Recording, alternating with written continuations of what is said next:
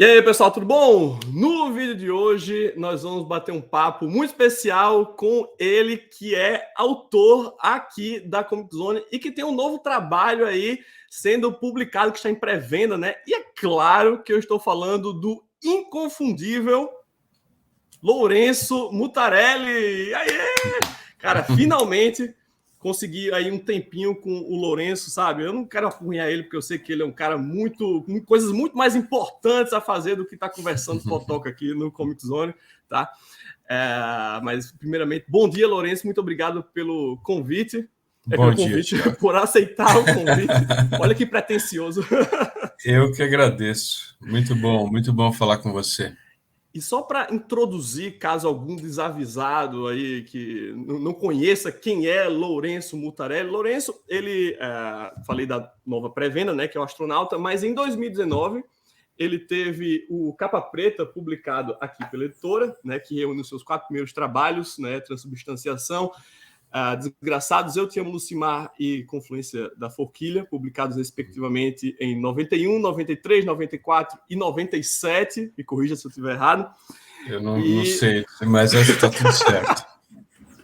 E em 2020 nós publicamos aí O Mundo Pet, que foi publicado originalmente, né, entre 98 e 2000 na Cybercomics, né? Foi uma primeira experiência aí de quadrinhos digitais do Mutarelli, quando a internet ainda funcionava a carvão, né? E o Mutarelli já estava lá fazendo quadrinho digital. Então, Lourenço, a primeira pergunta que eu tenho para você é: qual é a sensação de ver esses quadrinhos sendo publicados aí 30 anos depois, no caso da transubstanciação, né?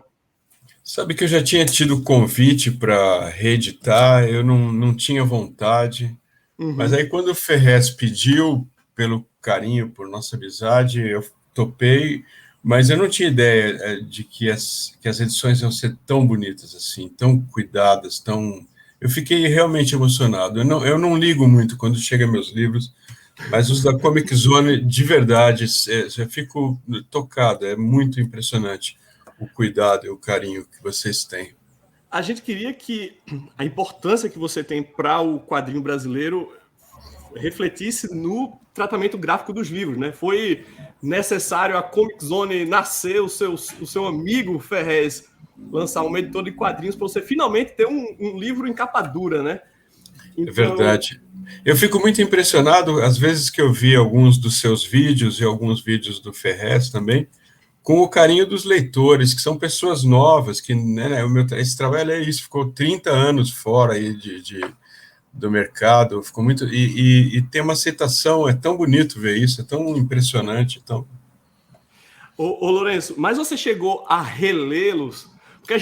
Não. Porque tem umas coisas assim, o seu trabalho, ele é muito surrealista às vezes. E eu acho que isso transparece a sua própria personalidade. E às vezes você fala umas coisas que eu fico sem saber se é verdade ou se é só ele fazendo tipo. Então, essa é uma das afirmações que você faz, que eu fico assim, cara, será que ele tá falando a sério? Que, tipo, eu não leio os meus trabalhos, é aquela coisa meio... Não é como se existisse um desdém, mas você não tem aquela vontade de revisitar aquelas coisas que você fez antigamente. Então, eu tô perguntando aqui, então você, de fato, não leu... De verdade, quando o livro chega da gráfica, os meus livros novos, né, eu leio eles impresso e é uma despedida. Quando chegou o Capa Preta, eu tentei reler, mas ele mexe com um período meu que aí tá lá, eu tenho um carinho, tenho respeito por isso, mas não consegui voltar. O Mundo Pet é diferente porque muitas histórias do Mundo Pet eu acabo usando em aula, porque são histórias curtas e elas ilustram bem a narrativa, então eu estou mais familiarizado com elas. Mas o Capa Preta eu não consegui ler. O que eu reli para a gente conversar foi o Astronauta, porque eu não lembrava nada. E até a própria época, né, também, para se... Não lembrava nada. A gente vai falar sobre o Astronauta um pouquinho mais para frente, tá? Tá bom. Mas é interessante, finalmente, ter essa confirmação. Então, você realmente não lê nada. Não, e não é porque é isso. Tá distante. Geralmente, eu já estou envolvido em algum outro projeto, algum outro trabalho, e aí aquilo fica distante. Mas você é do tipo que acha que depois que você fez algo e que você se distancia, você acha aquilo que você fez ruim? Eu vou dar um exemplo só. Tem gente que se grava, por exemplo, que grava vídeo e que não consegue se assistir porque, sei lá, a voz lhe soa estranha, né? E tudo. Acontece isso com você ou você reconhece que existe uma qualidade naquilo que você fez anteriormente? Eu não sou tão crítico comigo, eu não tenho essa coisa de querer fazer um livro melhor do que o outro, mas quando eu folhei, claro que eu folhei o Capa Preta, transubstanciação é um trabalho que ainda me impressiona, sabe? Ainda mais para a época e tudo, eu tenho um certo carinho, desculpa, um alarme aqui, eu tenho um carinho por aquilo, eu vejo aquilo, não... Porque o Diomedes eu queria ter desenhado um pouco mais, mas não dava tempo, né? O transubstanciação eu fiz num tempo neutro, quando eu conseguia. E quando eu olho para ele, ainda me agrada, sabe? Eu acho que eu fui muito fundo, fui muito visceral naquilo, muito verdadeiro. Não me incomoda, principalmente esse. É um que eu tenho uma relação boa. Ótimo. Ô Lourenço, e você tem algum contato com o quadrinho hoje? Você leu alguma coisa recentemente? Nada. Eu amo o Charles Burns e eu até comprei aquele trabalho que ele fez inspirado no William Burroughs e no Tintin, que são dois ícones para mim. Então, eu não consigo ler nem os autores que eu mais gosto.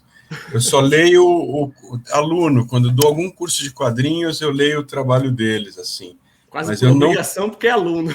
Exatamente. Não tenho conseguido ler quadrinho. Mas o que é que causa esse bloqueio para vocês? Ou é alguma coisa que você consegue identificar? O que é que... Não. Eu fiquei...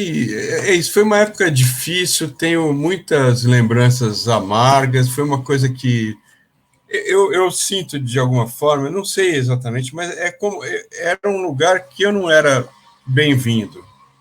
Não me sentia bem-vindo. E quando eu saí, aí eles me queriam, mas aí eu também não quero ir também. Mas isso você está falando você enquanto criador. Mas aqui eu estou falando de como leitor. Ou você não separa não, misturou tudo para mim. Misturou tudo. Misturou tudo. Tá certo. Era muito a mesma coisa, assim, sabe? Sei lá. Talvez uma hora eu volte a ler. Eu queria. Vou mandar o Ferrez mandar umas coisas para você aí, Lourenço. Tem saído coisas que eu fico com muita vontade. Inclusive, tenho visto o Brecha, que vocês estão lançando, o Argonauta, o Munhoz, tem muita coisa ali.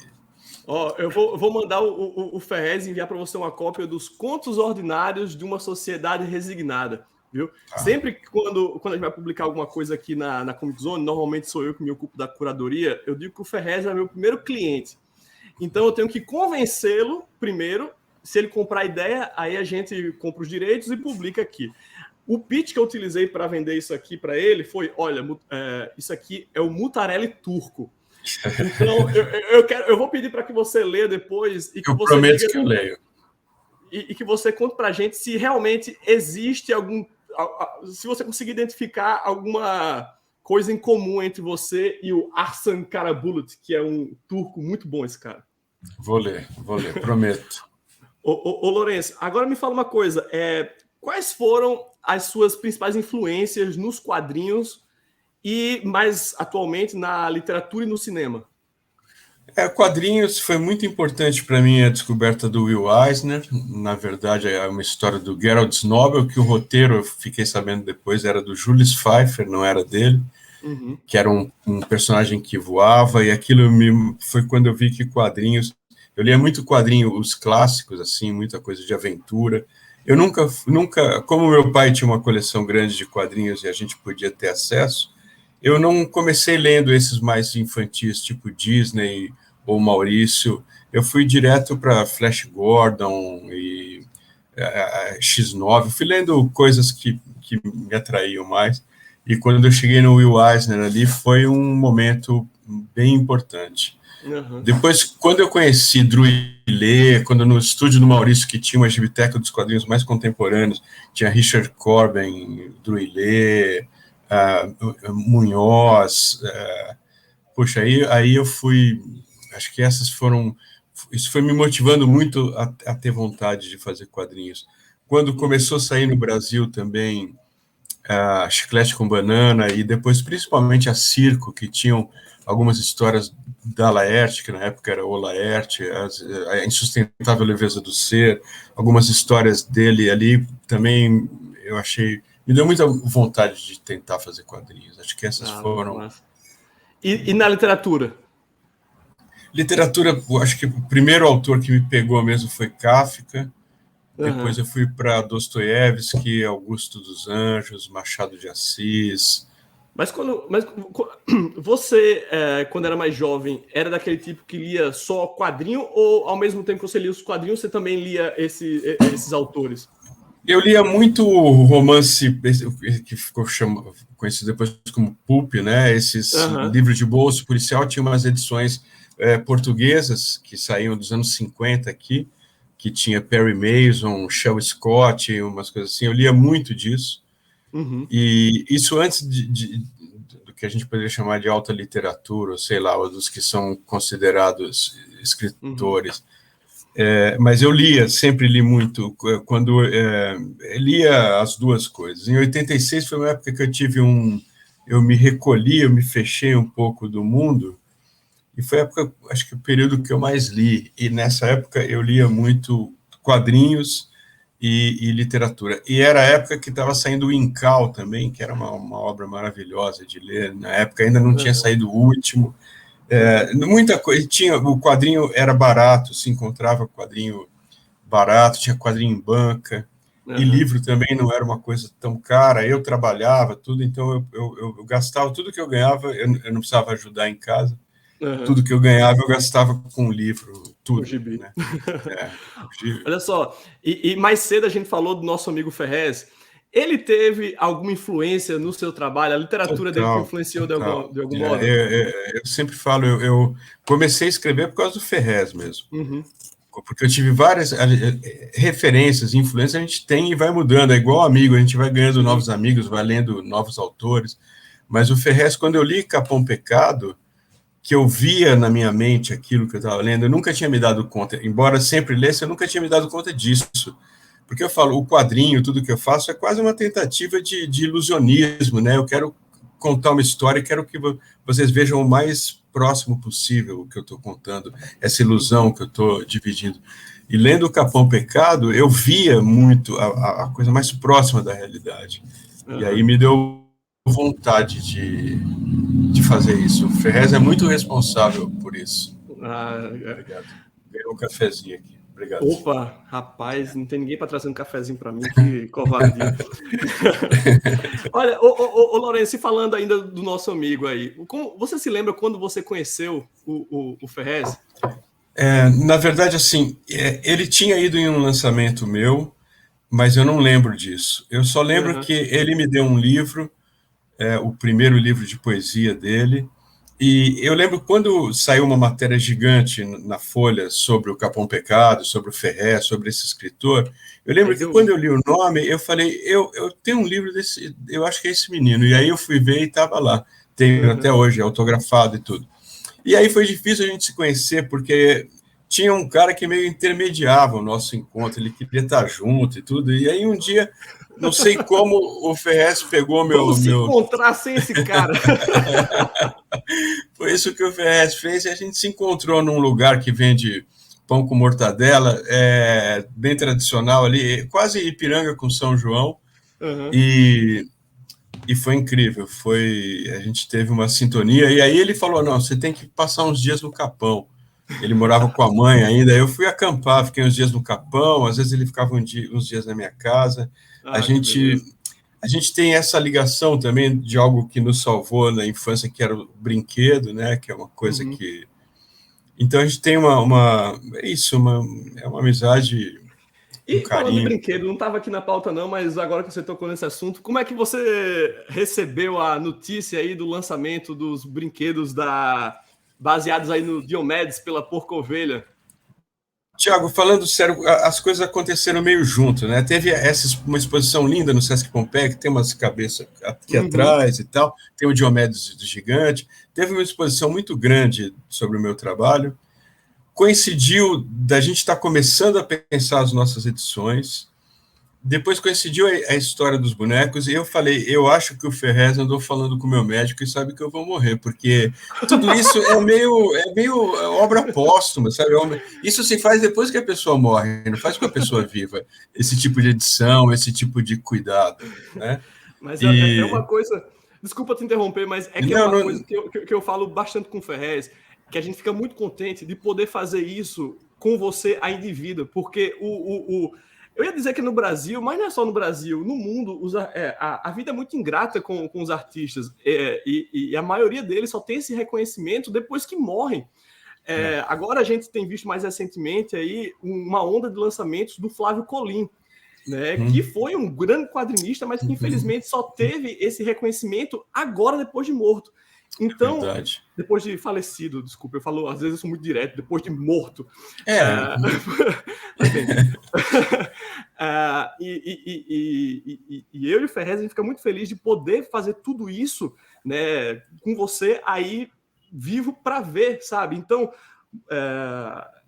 enfim, tô discorrendo. Mas isso é muito tocante de verdade, assim, de verdade mesmo. Eu falo, pô, não esperava isso. Eu fiquei um tempo afastado disso tudo, né, dos quadrinhos também e tal, e foi bonito ver todo esse trabalho de vocês e também muito bonito ver esse público, o carinho desses jovens aí descobrindo, e muito bonito. O Flávio Colim é um cara que eu amo, respeito. Ele, quando morreu, estava tentando editar um livro dele, não conseguiu um último livro. E é um monstro, né? Um cara incrível. Sim. Ele é realmente muito, muito bom. Mas bem, você parou de fazer quadrinhos, né? Muito graças ao nosso amigo Ferrez, muito obrigado, que te influenciou aí com essa literatura toda.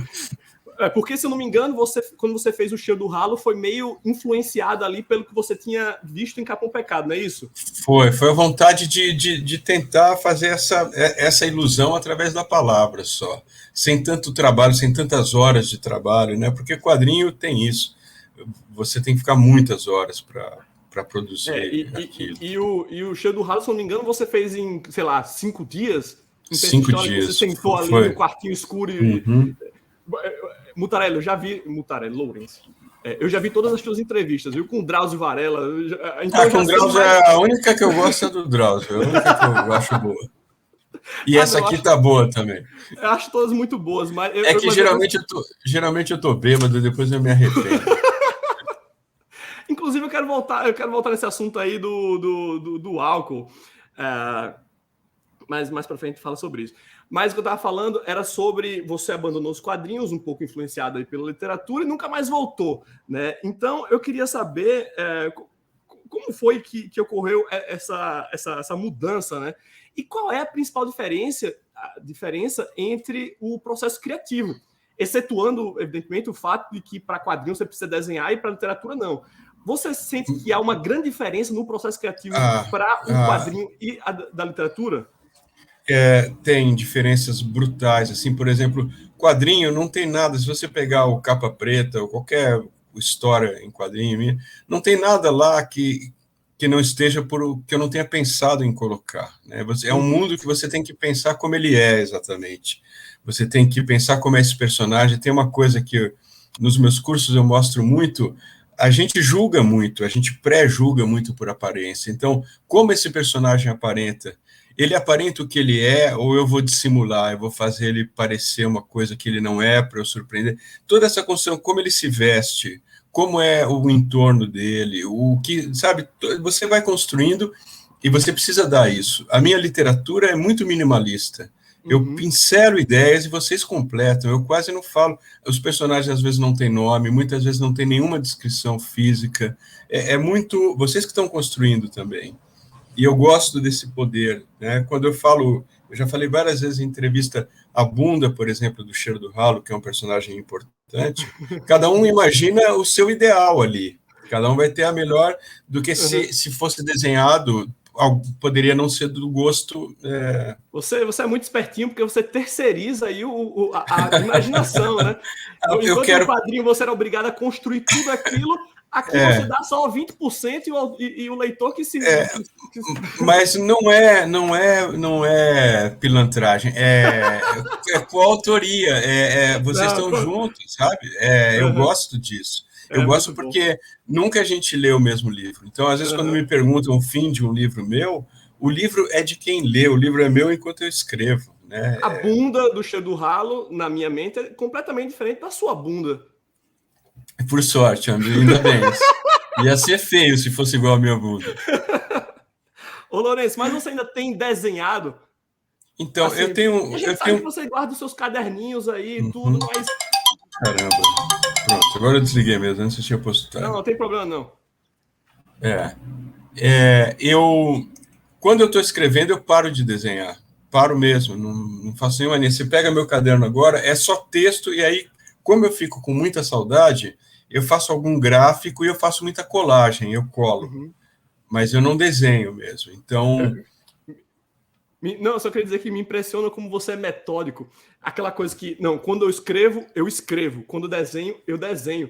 Eu fico apurrinhando o Ferrez, porque eu sei que o Ferrez é muito amigo seu. Eu digo assim, ô Ferrez, apurrinha o Lourenço para ele fazer uma capa nova para aquele gibi, não sei o quê. Aí o Ferrez fala assim, não, pô, porque agora ele tá escrevendo. Quando ele tá escrevendo, ele não consegue desenhar. Eu não consigo. Você pega o meu caderno, que é o meu diário e tudo, você vê, desde que eu voltei para o meu livro, não tem mais nenhum desenho. E não é só porque eu quero ou porque eu sou metódico. Eu tenho um pouco de medo de cruzar os canais, mas acontece também naturalmente. Eu começo a escrever, eu vou parando. Eu estou com muita saudade de desenhar. Rapaz, desenha aí pra gente. Tenho que acabar meu livro. Agora eu retomei ele para acabar de vez. Aí, a sua autobiografia? É a minha autobiografia hipnagógica. Na transição entre sono e realidade. É surreal, né? Mas esse já é o título definitivo? Ou não, o título que eu penso é O Não Eu em Mim.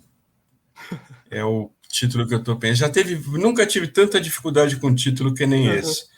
Mas vai ter um subtítulo que é uma autobiografia hipnagógica. Isso vai ter. Rapaz, você é demais. Hipnagógica, é a primeira vez que eu escuto falar disso, Lourenço. E tem o contrário, que é hipnopômpico, que é a transição do sono para a vigília. Vem cá, essas coisas. Onde foi a primeira vez que você escutou a palavra hipnocônico? Então, na verdade, o hipnagógico eu nunca tinha me dado conta, mas eu já tinha lido no Jung. O Jung, o processo do livro vermelho, ele faz nesse estado. Mas a palavra não fixou para mim. Mas tem uma banda inglesa que eu gosto muito, que chama Current 93, que é muito ligado ao ocultismo, e tem um disco deles que chama hipnagógica. E aí que eu fui ver o que era, e aí eu lembrei, aí começa a cruzar um monte de... E essa ideia é interessante porque eu tenho uma insônia que é exatamente nesse momento. A hora que eu vou dormir, eu volto, eu bato e volto. Justamente, eu tenho a dificuldade nessa transição, por isso que eu pensei nisso. Muito interessante, muito interessante. Ô Lourenço, mais uma vez voltando sobre aquelas coisas que eu nunca sei se é lenda ou se é verdade a respeito de você.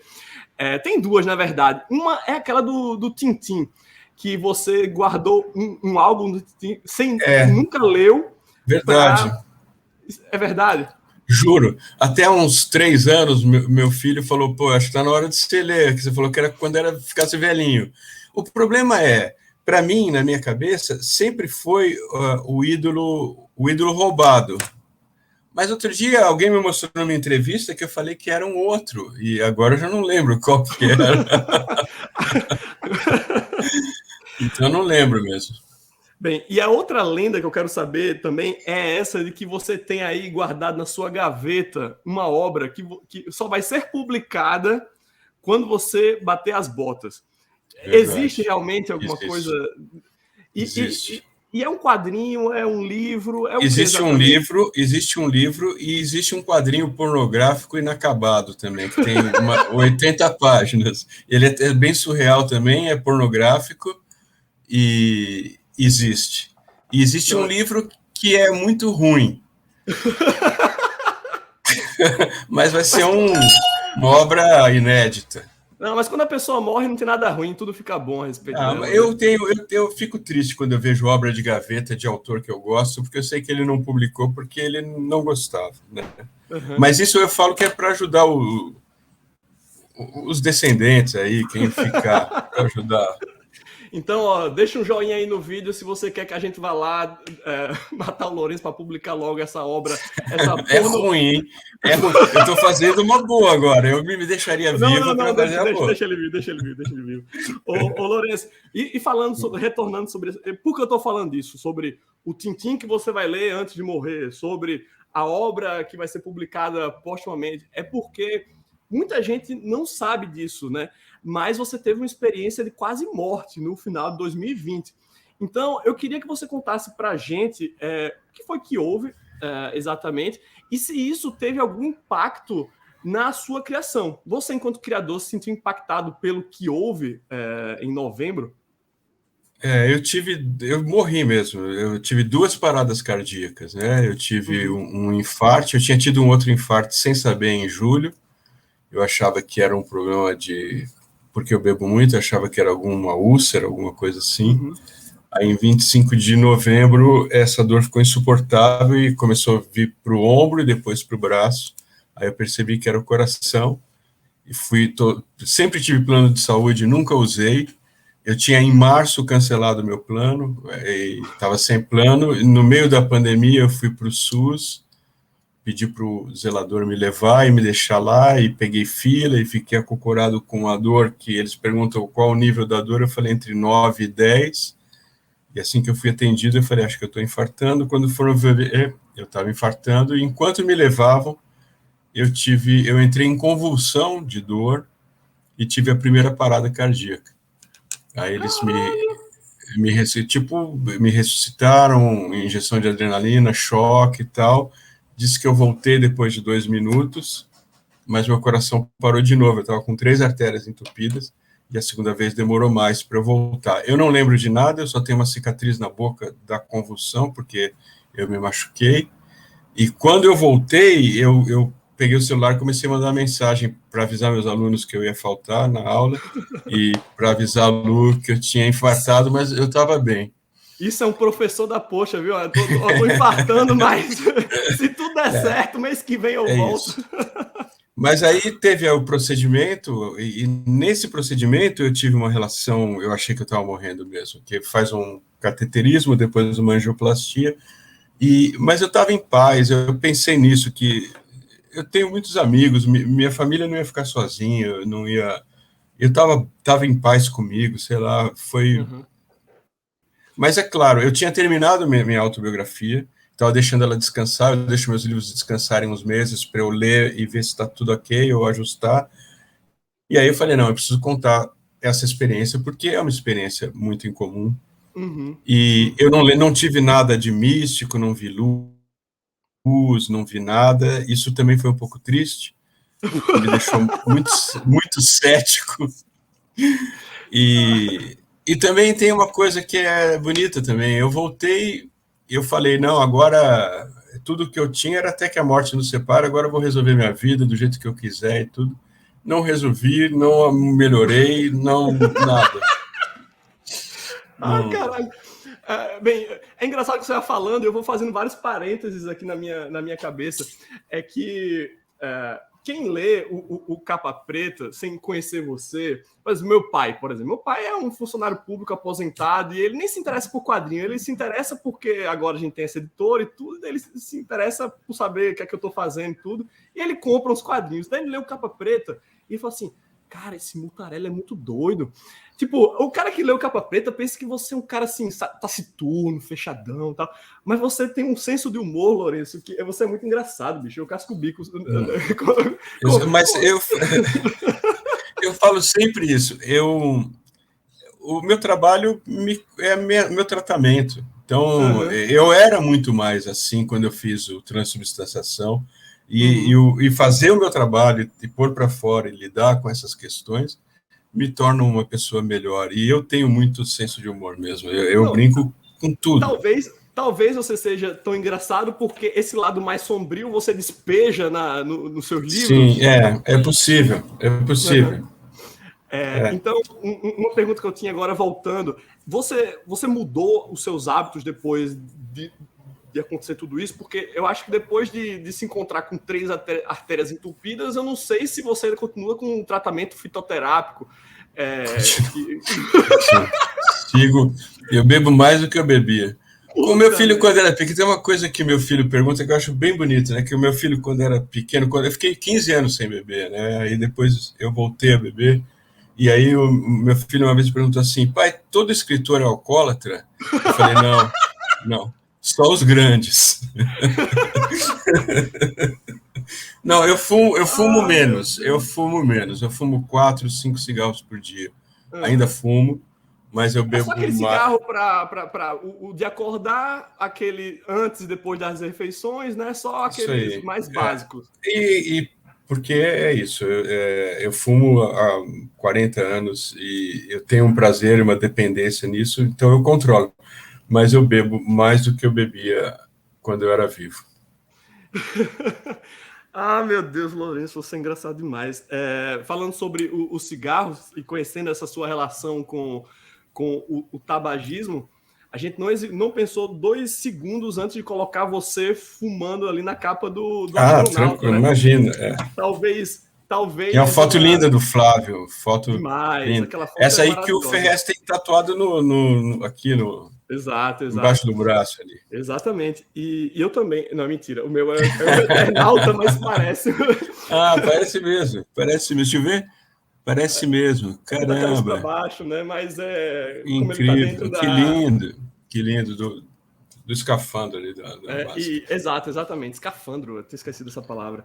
E sob pena de parecer muito fanboy, eu tô até com tua camisa aqui, que você pode encontrar, caro internauta, no site da Undasul, né? Foi feito lá pela marca do nosso amigo Ferrez. O desenho da Jaqueline, e essa vai provavelmente, se eu conseguir, vai ser a capa dessa minha autobiografia, é um desenho minúsculo, um retrato que ela fez, vai ser a capa do meu livro. Mas a gente vai voltar para o astronauta ainda mais para frente. Falando sobre... Agora que você tocou nesse assunto só os grandes autores, né, que bebem. Então, falando sobre grandes autores, qual é o trabalho da sua vida? Qual é a melhor coisa que você fez? Seja de livro ou de quadrinho, pouco importa, mas qual é aquele trabalho que você olha e fala assim, puta, esse aqui tá foda, esse aqui é a melhor coisa que eu já fiz? O meu tesouro mesmo são meus cadernos. Meus cadernos são, de longe, as melhores coisas que eu já fiz. Assim. Uhum. Eu tenho coisas nos meus cadernos assim que, para mim, são... Eu falei para o Ferrez um dia, a Comic Zone tinha que fazer uma edição, uma seleção de material ali, de caderno. Porque tem umas coisas... É o meu tesouro, assim. Você é bocão, viu, Lourenço? Porque eu tento guardar aqui o mistério para não soltar muito. Não, mas eu já falei isso para o Ferrez, porque eu falei, pô, Ferrez, é uma coisa que... Teve aquela edição facsímile e tudo, mas aquilo foi a escolha dos editores e tudo. Dá para fazer uma seleção, tem coisas muito legais. Vamos fazer isso. Eu só não ia revelar nessa live, mas está revelado. Vira e mexe, Lourenço. Vira e mexe, aparece aluno seu que diz assim, o Lourenço falou na aula que vão publicar o Mundo Pet. Eu, puta que pariu, ele falou. Mas a aula são 20 pessoas. Eu falo mesmo. E eles ficam doidos, aí eu acho mais legal ainda. Mas o que é tão bonito, porque o que me perguntam agora, muito nas aulas, ou com live, coisa assim, o que a Comic Zone está aprontando, o que eles vão lançar. Não pergunta da Companhia das Letras, do meu trabalho, querem saber a Comic Zone. O que eles vão resgatar, o que eles estão trabalhando. Mas o Ferrez vai no mesmo caminho, viu? Porque ele já andou falando por aí sobre aquele livro que vai ser publicado em breve, da viagem que vocês fizeram para Frankfurt. Sim. Você se lembra bem? Ele fala. Lembro muito bem. Mas a gente vai voltar a falar sobre esse assunto numa live. Dessa vez eu vou convidar o nosso amigo, e daí a gente vai conversar um pouquinho sobre esse trabalho em específico que está para chegar aí, né? Mas, bem, ele já andou falando por aí o que vai acontecer. Mas, falando sobre editora, ano que vem a gente vai publicar o Sequelas. né? E tem uma coisa que eu pensei também que a gente precisa conversar depois. Opa, tá, tudo bem. Vamos conversar em off? Em off. Para ter um extrazinho ali, sabe? Tem uma coisa que nunca foi publicada, que é bem interessante, que a gente podia encartar ou fazer alguma coisa ali. Vamos abrir essas gavetas aí, Lourenço. Vamos limpar essas gavetas aí, que tem muita coisa guardada aí. Mas olha só, eu estou perguntando desse lance, qual é o seu trabalho mais importante, porque se você perguntar para o cara que acompanha a sua trajetória nos quadrinhos, 95% vão dizer que é o Diomedes, né? E a trilogia do acidente. Então eu queria saber qual é a importância do Diomedes na sua trajetória. Diomedes é muito, muito importante na minha trajetória, mas eu acho, por exemplo, para minha história, eu acho transubstanciação mais importante. E enquanto história em quadrinho, roteiro e tudo, eu acho Caixa de Areia o meu preferido enquanto narrativa. Ele tem uma delicadeza, ele tem uma coisa... Mas, para mim, se fosse falar o meu trabalho de quadrinho, se eu tivesse que dizer qual que é o meu, é o transubstanciação. Para mim pois o meu sonho é roubar essa Caixa de Areia da Companhia das Letras. Tá lá, eles estão lá editando. Ah, Companhia das Letras maldita. Os caras compram os direitos e sentam em cima e passam lá 3 anos. Não, eles são bons, eles são bonzinhos. Eu que fui displicente, a culpa foi minha. Não, mas eles fazem muito isso com quadrinho, viu, Lourenço? Tem vários quadrinhos que eu sou doido para publicar. Ah, não, tá com a Companhia das Letras. Mas tá lá faz 5 anos. Olha, sei não, viu? Mas bem, voltando a falar do Diomedes, sempre teve essa história do Diomedes virar uma série. Né? E agora a gente está vendo essa explosão de serviços de streaming, né? Netflix, HBO, Disney Plus, a Globoplay. Existe alguma... Não estou falando especificamente para o serviço de streaming, mas existe alguma possibilidade real do Diomedes finalmente sair do papel e virar uma série? Nenhuma no momento. Assim, teve no passado uma tentativa, tem até um teaserzinho que às vezes encontra na internet. Esse teaser a qual eu estou me referindo. Os direitos estão com meu amigo Rodrigo Teixeira, que é da RT Features, mas não tem nada acontecendo. Por favor, streamings, vamos trabalhar aí, porque até o Eternautas dos nossos vizinhos argentinos vai ganhar uma adaptação em série em 2023. Lindo. Então, incrível. Se tem alguma coisa que você fez, Lourenço, que pode tranquilamente se tornar uma série, é o Diomedes. Sem dúvida, é verdade. Mas tá, vamos falar um pouquinho, porque o tempo está avançando aí, a gente já vai para 40 minutos. Eu queria saber como é que o astronauta ele se inscreve dentro da sua bibliografia, né? Como é que surgiu esse projeto? É que tem uns meninos que eu gostava muito de Piracicaba lá, que é o Flávio e o Saik, né? Eu conheci os dois, eles apareciam em palestra e tudo, eu achava eles muito bonzinhos, gostava deles.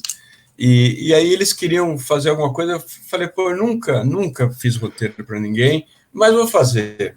E aí eu fiz uma história impossível de roteirizar, fiz um nó ali, e falei, ó, se vira, o que eu tenho aqui. E aí veio, eu não lembro, eu vi o teu vídeo que você falou que eu falei que eu podia ser o ator, eu não lembro disso, como surgiu isso, eu sei que eu tenho o capacete de astronauta, e isso era uma coisa importante, e eu não me emprestaria... Tá lá na jaula. Eu pego ele. Eu não emprestaria, então veio essa ideia, e aí eles são muito gente boa, a gente se divertia muito, foi incrível. Depois entrou o Olavo bem para frente, né? Porque era muito trabalho, eu conheci o Olavo também. E foi uma brincadeira. O que eu não lembrava, eu não tinha relido mesmo, e foi uma coincidência muito absurda. Eu acabei há uma semana de reler o Fausto. Eu nunca tinha lido a segunda parte, porque o Fausto é isso aqui, né? Peraí.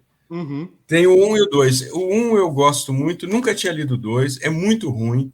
E tem, o que está me incomodando, eu detesto essa tradução que traduzir poesia, sabe? E essa edição é bilíngue, porque aí traduz rimando, e isso empobrece muito. Quando eu vi uma palavra uma hora que girava perereca, eu falei, não, o Goethe não vai falar girava perereca. Então, eu fui no Google Tradutor e li os dois, Google traduzindo, né? Aí eu fiz uma edição, e aí também tem as ilustrações do 2, que são péssimas, aí eu também estou ilustrando com colagem. Eu estou reilustrando. A maioria é pornográfica, não pode mostrar. Aqui no Mas Comic é Zone isso. pode, Lourenço? Pode. Ó, pode mostrar aí. Eu traduzo no Google e reedito. E acabei de fazer isso agora. Então, eu não lembrava que era tão ligado, que o astronauta era tão ligado ao Goethe, ao Fausto, essa coisa. Porque o Goethe, quando tinha 5 anos, mais ou menos, foi numa feira em Frankfurt e viu a apresentação teatral do Fausto. Isso marcou ele, é um trabalho que ele dedicou 60 anos da vida dele. Né? Mesmo a Clabin Segal levou 30 anos para traduzir. Então, é um trabalho de uma vida mesmo, isso me fascinava muito. Lourenço, você fica falando assim, fica me dando várias ideias aqui que a gente podia fazer uma tradução do Fausto sua, você aí com o texto original, Google translatando e desenhando aí pra gente. Sim, porque também o Google tem uma coisa mágica também, que é, conforme você vai digitando palavra por palavra, a tradução vai mudando automaticamente, as coisas vão virando. Então, se você põe vírgula, então, teria que dar... Dá para Google traduzir, fazer Não, você falando me lembra muito o astronauta, porque é justamente isso, uma ideia que traz outra, que traz outra, que traz outra. A próxima agora eu vou para a Divina Comédia, eu vou fazer a mesma coisa. E o italiano eu não falo, mas é muito mais familiar do que o alemão. Eu não tenho nenhuma familiaridade com o alemão. Mas é fascinante, porque depois de 2.000 páginas lá, você começa a conhecer algumas palavras, é interessante. Ô Lourenço, agora é engraçado que você disse que vou fazer uma história para esses meninos aqui, impossível deles adaptarem para quadrinhos, e eles conseguiram fazer uma coisa muito bacana. E eu acho que dos quadrinhos que você fez, eu acho que, e eu não sei se você concorda, você vai me dizer, eu acho que esse é o que mais se assemelha com a sua literatura. Eu concordo, eu vi o seu vídeo e me impressionou. Eu não tinha pensado nisso, mas ele é um embrião da minha literatura, realmente. Exatamente, porque essa coisa de você ir colocando... A questão da livre associação, que é inclusive o subtítulo, né? O astronauta ou livre associação de homem no espaço. Essa coisa de você ir jogando uma ideia e de repente você pega, puxa outra, e puxa outra, e puxa outra. E o Diego Assis, ele descreveu bem o texto não apenas do astronauta, mas da sua literatura, que é a escrita circular e obsessiva do Lourenço. Né? Então, acho que... E daí eu queria saber isso, né? E você tudo a ver, tem tudo a ver. E foi bonitinho que o Diego me ligou também para a gente bater um papo, não era uma entrevista, era só para perguntar o que eu lembrava. Eu lembro muito da época, eu lembro muito da mise-en-scène, da nossa fotonovela que a gente fez aqui, e que a gente se divertia bastante, mas eu não lembrava nada da história. Eu li ontem, eu peguei para ler, porque eu não lembrava, e fiquei impressionado, essa sincronia de 10 anos depois, eu estar voltando no Goethe aí, no Fausto. Ô Lourenço, mas ele não te ligou à toa, não. Você sabe que ele é o responsável pelo prefácio da nossa edição. Você chegou a ler o resultado final? Não vi. Depois eu vou te mandar, porque o que acontece? E por que a gente convidou o Diego? Porque ele escreveu um texto para a 4ª capa da edição original, publicada pela Zarabatana em 2010. Então a gente pediu para o Diego revisitar a obra, da mesma forma como você fez, e contar para a gente, através de um prefácio, o que é que mudou, né, nesses 10 anos aí.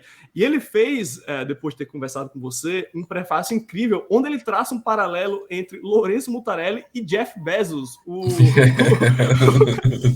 E ficou muito bom, cara. Eu acho que você vai adorar esse... Não, e o Diego é um jornalista e uma pessoa, um amigo que eu conheço muito, que acompanha meu trabalho desde muito, muito tempo. Sim. Exatamente por isso a gente convidou ele, porque a gente sabe que ele já escreve sobre você há bastante tempo, né? E ele é muito amigo do Flávio também, amigo dos meninos. Exatamente. E daí, eu acho que o astronauta, ele também tem como diferencial o fato de ser o único quadrinho que você escreveu sem que você próprio tivesse desenhado, né? Então, visto que... Desculpe, vá. Não, é porque, para mim, isso, conforme eu escrevi, é aquilo que eu falei no começo, a diferença de literatura e quadrinho. Eu vou escrevendo, sabendo que é quadrinho, eu vou concebendo esse mundo, eu vou vendo muito detalhe, né? Então, por isso eu queria fazer. Nesse caso, eu fiz um que Quem fala, vou dar trabalho, fazer uma coisa bem difícil mesmo, eles que se viram. Eles pararam de encher o saco, toma aí um. E é lindo o resultado, é lindo, é muito lindo, bonito. Ô, Lourenço, mas aí, voltando à pergunta, você pensa em fazer quadrinhos para outras pessoas desenharem? Não. Porque isso foi uma exceção. O Astronauta foi uma exceção aí no meio da sua bibliografia. Mas você pensa a sério em fazer isso ou alguma coisa que nem passa pela sua cabeça? Eu tenho um amigo, um grande amigo, que gostaria muito que eu escrevesse um roteiro do Diomedes para ele quadrinizar. Eu não sei se eu consigo voltar mentalmente para o lugar do Diomedes, sabe? Não sei se eu conseguiria. Eu nunca mais reli Diomedes. Tenho vontade, mas nunca mais reli. Não sei se eu conseguiria voltar. Não sei se eu conseguiria entregar isso para alguém também, sabe? Você está falando do Alcimar Frazão, né?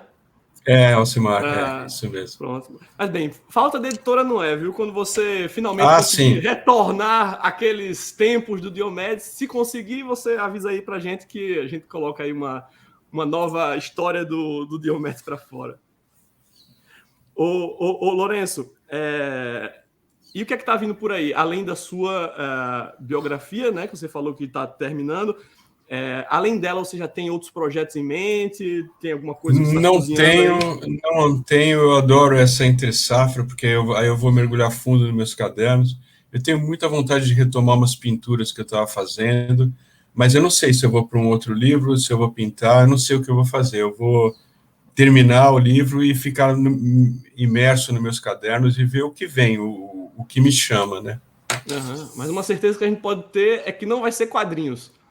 Não vai ser quadrinhos. Porque, cara, sempre aquela pergunta chata de fã de quadrinhos que sempre volta. E você vai voltar a fazer quadrinhos? A gente sabe que não vai, né? Mas tem sempre aquela esperança no fundo lá, quem sabe um dia. Acho muito difícil. Bem, vamos continuar insistindo. Lourenço, sempre muito bom falar com você. Essa é a primeira vez que a gente se fala, cara. Mas é muito bom. A gente troca áudio no WhatsApp e a gente já trocou áudio. A gente conversa um pouquinho no Zap, mas essa é a primeira vez que a gente se encontra em vídeo e eu não podia estar mais contente de estar aqui conversando com você, saber que tá tudo bem contigo, de que a gente tem muita coisa ainda para fazer, né? E em breve vamos marcar outra conversa aí, dessa vez com o Ferrez. Quando quiser. Para a gente falar sobre aquela viagem para Frankfurt. Eu gosto do teu humor, gosto de ver teus vídeos. Muito bom falar com você. Muito bom. Muito bom, Lourenço. Muito obrigado aí pelo seu tempo. E tá muito calor aí no Canadá? Muito quente? Não, tá bom, tá ótimo. Aqui, quando faz muito calor, tá fazendo 25, 26 graus. Isso aí é inverno lá em Maceió. Porque falou que estava fazendo chegou a 50 graus no Canadá. Isso é no oeste, lá para Vancouver. Mas eu moro no extremo oposto, né? Então, lá eles estão queimando, aqui tá tranquilinho. O que pega aqui é o inverno. Então, Lourenço, muito obrigado e vamos marcar a próxima, beleza? Eu que agradeço. Valeu, Thiago. Um beijo. Tchau. Até mais.